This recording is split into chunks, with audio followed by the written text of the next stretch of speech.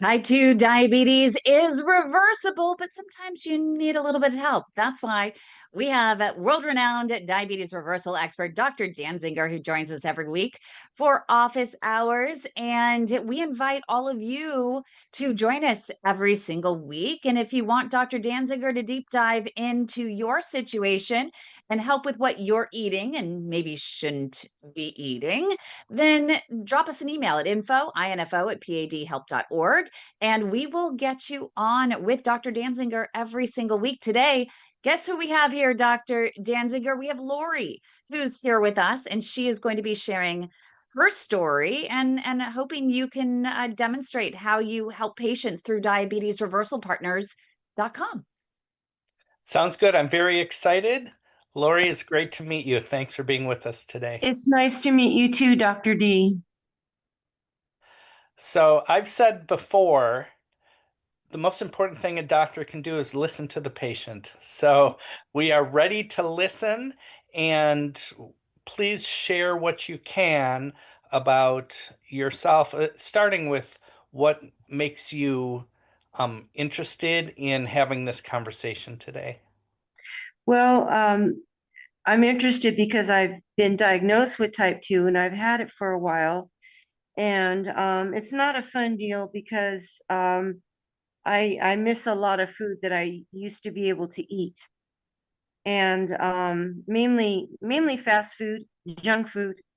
Um, and the more I eat it, the more I'm addicted to it.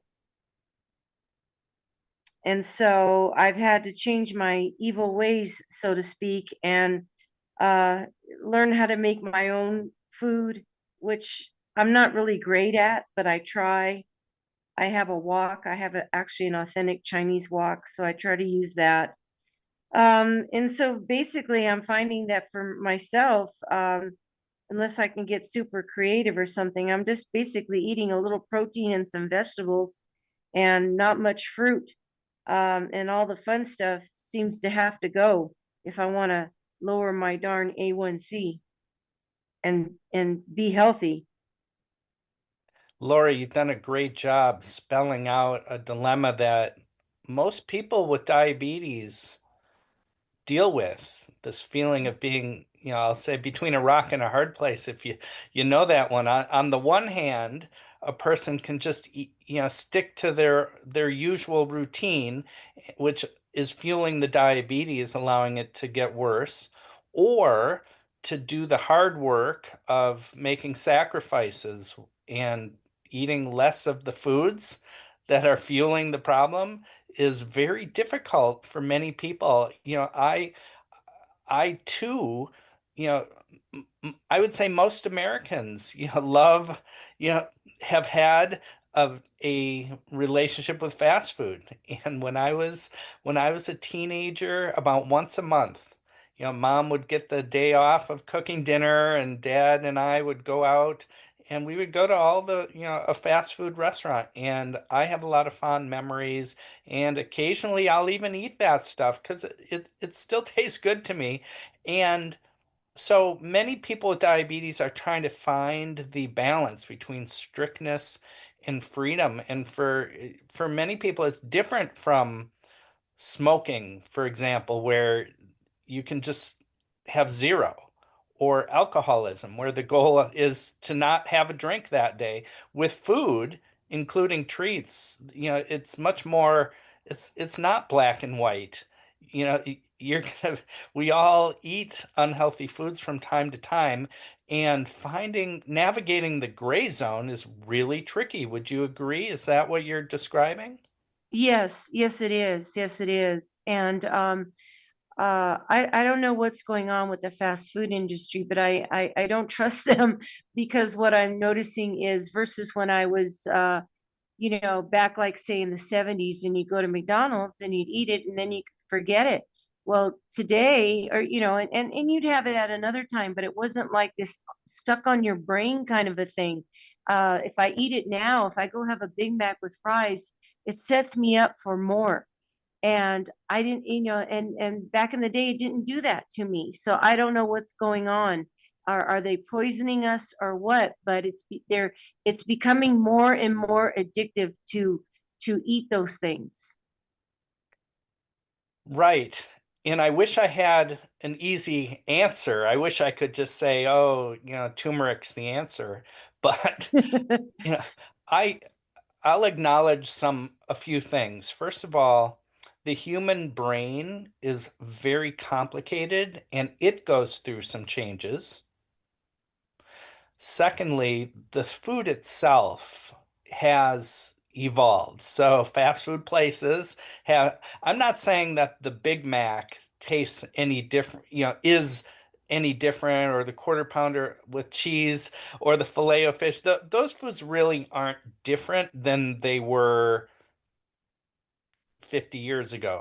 I think the recipes are the same for the most part, but fast food places have become more and more sophisticated at getting people to buy and to keep coming back for whatever reason. They have, you know, invested millions and billions of dollars figuring out how to get people to come back to make their food more craveable and addictive than ever. And so restaurants, for example, I'll just pick whether it's Chili's or Applebee's or we could all list Cheesecake Factory, has gotten better and better at figuring out how to make their foods more craveable. And I Adding think more salt and sugar. yeah, and Oh, there exactly. you go. And so it's harder than ever, I think, to it's on the one hand, it's harder than ever to navigate the landmine of American restaurants. On the other hand, there's never been a better time to eat healthily, and I think supermarkets have gotten better and better at providing a wide range of healthy foods as well as unhealthy foods. So let's figure out how to steer, minimize, find the right balance between strictness and freedom. Lori, what has been working for you? What has allowed you to get the amount of success that you have been able to achieve so far? Well, being honest with myself as far as you know, uh, facing the fact that I have a problem, that I have a problem with the food, and saying, okay, so now what can I do about it? And learning how to cook meals for myself and try to, I buy spices, that don't have, the salt in it. Learning how to cook with the spices, making that effort. I don't really like to cook that much. Sometimes I don't mind, but sometimes it's an effort for me. So I have to do things that are easy, kind of like chop, chop in the pan it goes, or in the oven it goes. Because I don't want to spend hours in the kitchen trying to prepare a meal, and I'll get a recipe book and I go, wow, these recipes look great, but I know myself, I don't want to spend a lot of time doing it. So that's a challenge for me. Oh, but you asked me what am I doing to get to where I need to keep the Yeah, some A1C of the low and everything. successes you've had already with The successes changing I've your had, behaviors. um, yeah, I take supplements. I was taking a berberine supplement by Terry's Naturally brand, and it was really working for me because what the berberine did was it took the food off my brain. And so whatever I would eat, I was more satisfied and less hungry. Well, I had to buy a refill bottle of it, and they changed the formula or something. And so now it started to get me constipated. So I got to find another formula. But I did find that the berberine was very helpful. And just sticking to what I say I'm going to eat, some protein, some chicken, some beef, pretty much, salad and vegetables. I could, eat, a lot of that pretty much. And then if I have fruit, it's like maybe, okay, well, one apple or one banana. I don't try to eat too much fruit. And I'll Dr. have, Danziger always says to add some protein when you eat a piece of fruit. Make sure you add some protein to it, right, Dr. D, to balance out some of those sugars. Yeah, that can definitely help.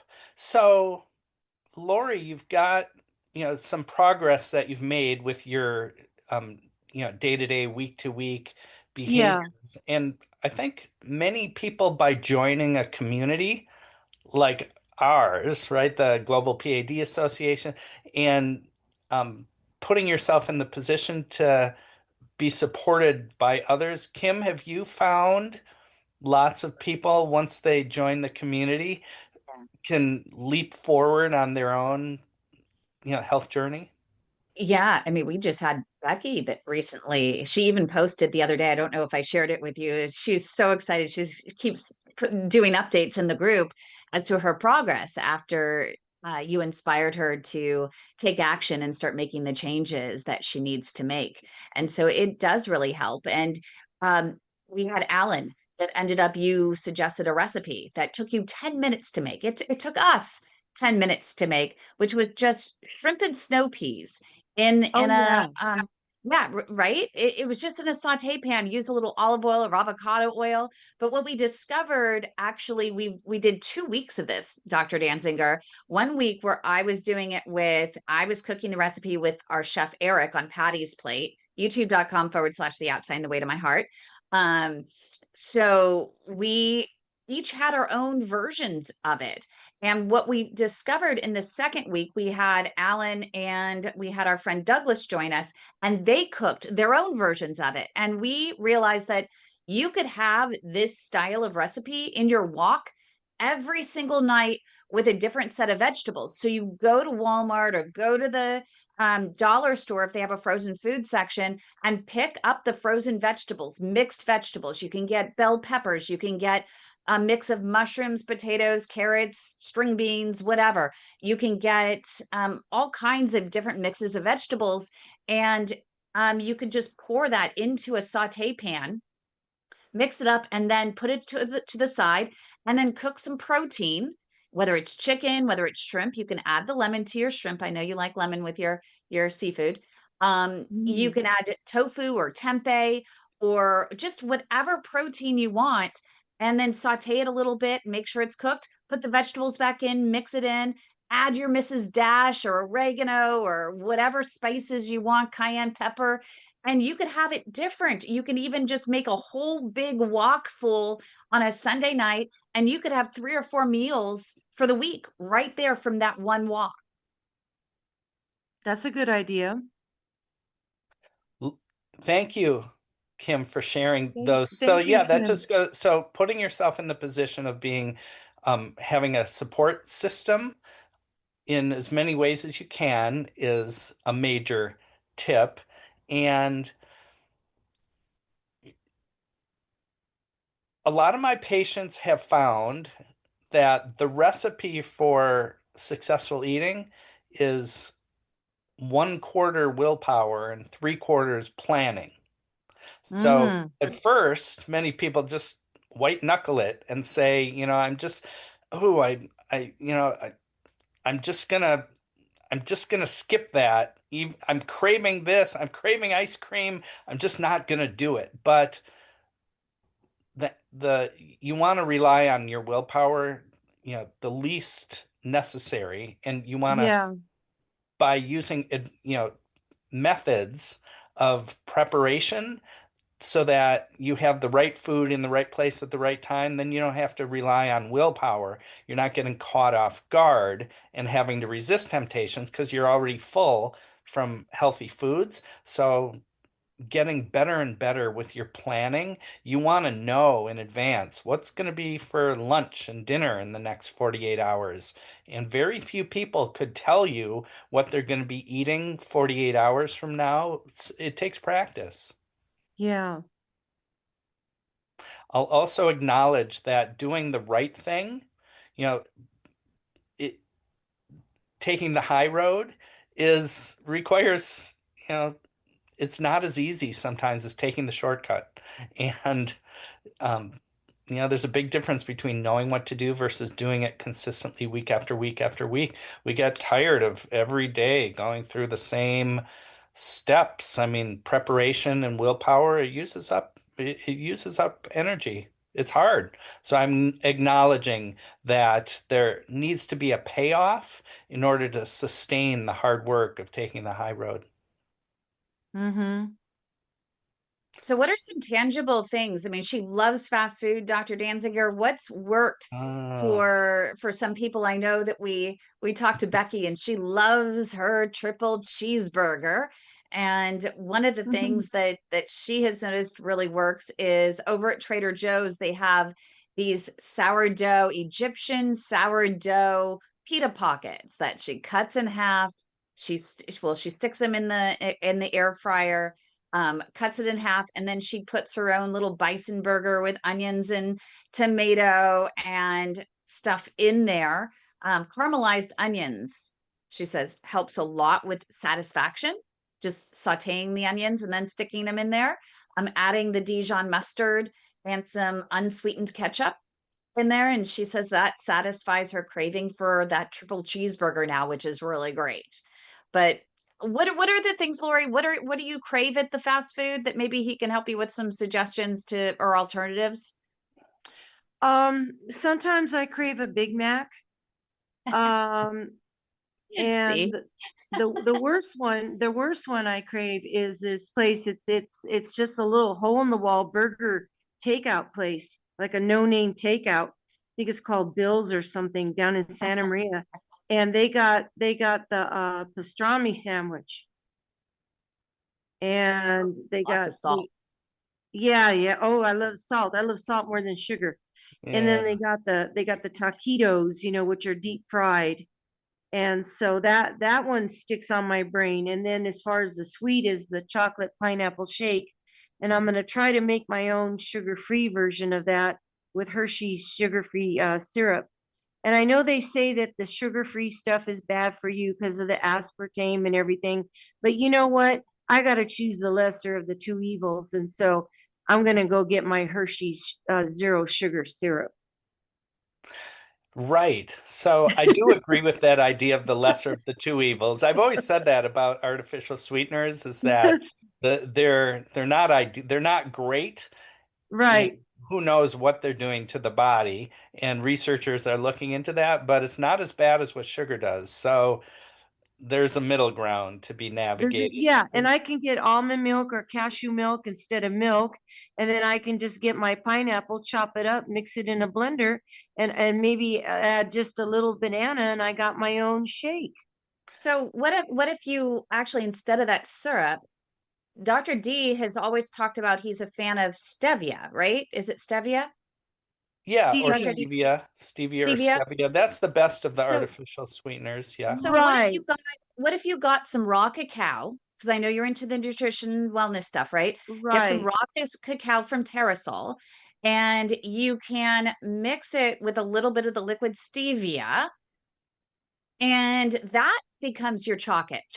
And that's high antioxidant cacao, I could with the try it. stevia I for have monk sweetening. fruit, but I've had stevia before. I could try it. I could try He it and doesn't see. like Dr. D, you Yeah. don't like monk fruit, right? As much as stevia. Monk fruit's not the problem. It's usually mixed with erythritol, which might not be as good as we once thought. So, Oh, yeah. okay. I can always pick up the stevia. Yeah.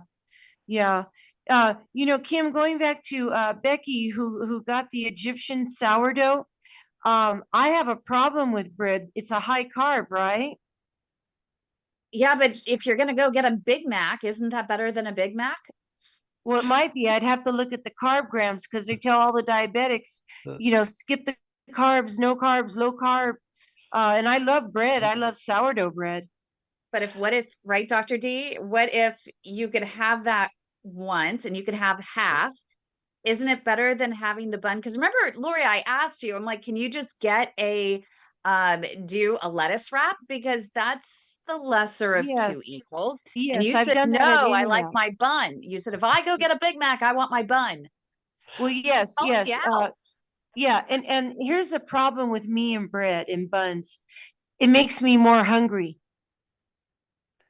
Bread, Absolutely. It turns to sugar and it's an appetite stimulant. So the general approach that most of my patients are taking to deal with, some of their favorites that they hate to give up is they say, I'm gonna try to find healthy alternative to that favorite, so a healthy cheeseburger, for example, and come up with different ways and do online research of different versions of, healthy alternatives that give the same flavor profile. And they also say, but once a year on my birthday or once a year at this, they'll allow themselves to have the real thing as a middle ground, and they know that, okay, eventually I'm going to have it. I haven't eaten my last X, Y, or Z. But that combination of strategies, I think, is very common, and say, yes, I'm going to have it once, but not until, you know, the next time I'm, in this circumstance. And then for bread, a lot of my patients are, making sandwiches out of the egg life wraps. These are Oh, yeah, yeah. tortilla shaped. So you could, for example, create a, a healthier version of a Reuben sandwich or any kind of, a fajita or something, using these tortilla shaped egg whites. I think they're difficult to make at home. It's not just a matter of pouring, some egg white into a disc shape in a pan. I'd recommend buying the egg life wraps. You can get a 6-pack. Certain stores have them, like Whole Foods, for example. And then you can use those like you would a tortilla. Another approach is there are these low carb breads that are out there that have like 1 net gram. I don't love those, but they're better than regular bread. A lot of people say if I'm going to eat bread, it's sourdough bread. And that might be one of the better breads to eat, but it's still very starchy. It'll spike the blood sugar. So I don't think sourdough is really a great answer to this. And then there's the wasa crisp breads, and these are kind of like a combination of it's shaped like a graham cracker. It's kind of a um it is high in fiber, low in starch, and for some people, having that wasa bread is like a good middle ground compromise. So they've got something crunchy that's a little bit bread-like, but there's no great solution to any of this. What No, about but those zero net carb tortillas? I I just there are a lot of other things in them. I like Dr. D's suggestion for the egg life, and I because that also adds protein, and then it Yeah. gives you a little more filler. And I use the coconut turmeric wraps that I get on Oh, Amazon as another Oh, option, but those don't have the additional protein in it, and protein is really good for you. The new food guidelines say that we really should increase the protein. So um, that might be something a little more satisfying for you, more hearty, yeah. right, Dr. D? yes, I Is think the that egg white wraps are definitely worth a try. And yeah, the turmeric, say those again, Kim. I the haven't tried the. Yeah, the coconut turmeric wraps. My dad Oh, and I absolutely love yeah. them. We'll do a little egg salad in it in the morning, and I mix the eggs with, I know, a little bit of mayonnaise. It's my vice. But I add, some chopped bell peppers, and I'll add some crushed onion and a little bit of some cayenne pepper to it and some garlic, and then I wrap it up in there. And especially if you have, do the hard boiled eggs when they're warm. Oh, so good. And you have all this stuff ready. You mix it in really quick and you have that nice, warm, soft egg, mixed in there. It is delicious and so satisfying. So I know you have to run, Dr. D. We are right on time here. But Lori, we're back on, I think we'll come back here on the 22nd. Hopefully we'll have an update and you'll have more questions for us, at that point. But Dr. D, thank you so much for being here. We really appreciate you taking the time. If you are in New York, New Hampshire, Massachusetts, Minnesota, or Virginia, and you have a Medicare or Medicare Advantage PPO plan, go to diabetesreversalpartners.com and you can probably check out Dr. Dansinger's one-on-one services for diabetes reversal. He also helps with artery health, reducing inflammation, but he's also here every single week. So make sure you do subscribe to this channel at The Way to My Heart, and also at Michael Dansinger, MD. And if you want to join our live studio audience, email us at info@padhelp.org. Thanks everyone for joining us.